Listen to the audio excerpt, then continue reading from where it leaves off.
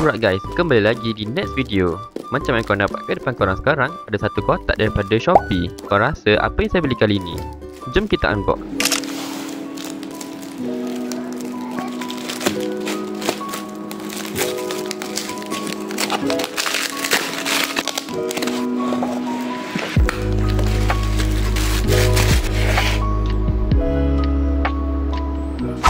Okey, macam yang korang nampak, ini adalah Rubik's Cube 3x3 daripada jenama Rubik's. Dan apa yang menarik, syarikat Rubik's kali ni telah mengeluarkan satu speed cube yang ada magnet. Cube ni kalau korang beli kat kedai, harga dia RM145. Memang sangat mahal. Dan macam kita semua tahu, brand Rubik's selalunya akan keluarkan Rubik's Cube yang slow dan juga tak sedap.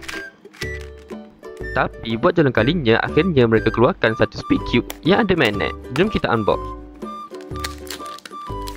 Macam ni lah rupa cube tu sendiri. Kat bahagian tengah korang boleh nampak ada logo Rubik's. Dan ini bukannya stiker. Untuk bahagian luar, cube ni hadir dengan tekstur matte finish dan bukannya UV coating. Tanpa membuang masa, jom kita try pusing. Smooth juga yang cube ni.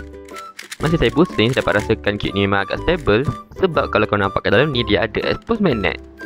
Dan saya dah dengar cube ni kita juga boleh customize macam speed cube yang lain. Kalau korang tengok kat sini, ini adalah dual adjustment system, yang mana korang boleh adjust dia punya spring tension dan juga center travel. Untuk adjust dia punya center travel, korang perlu guna screwdriver. Manakala kalau korang nak adjust dia punya spring tension, korang boleh guna tangan je. Tapi tunggu kejap, saya macam pernah nampak benda ni.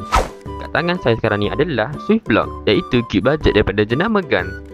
Dan kalau kita buka kat tengah ni, korang boleh nampak dia punya dual adjustment system memang sama sebiji. Dan dia punya magnet pun memang sama. Apa yang saya perasan yang berbeza antara dua cube ni hanyalah dia punya warna je. Jadi apa yang saya boleh buat kesimpulan daripada sini, cube daripada jenama Rubik's yang berharga RM145 ni memang sebiji sama macam Swift Block yang harga dia tak sampai pun RM30.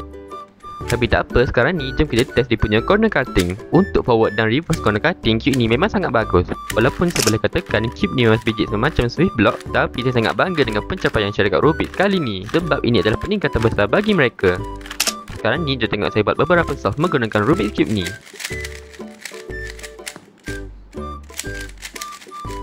Secara overall, saya boleh katakan performance untuk Rubik's Cube 3x3 daripada zaman Rubik's ni memang okey je.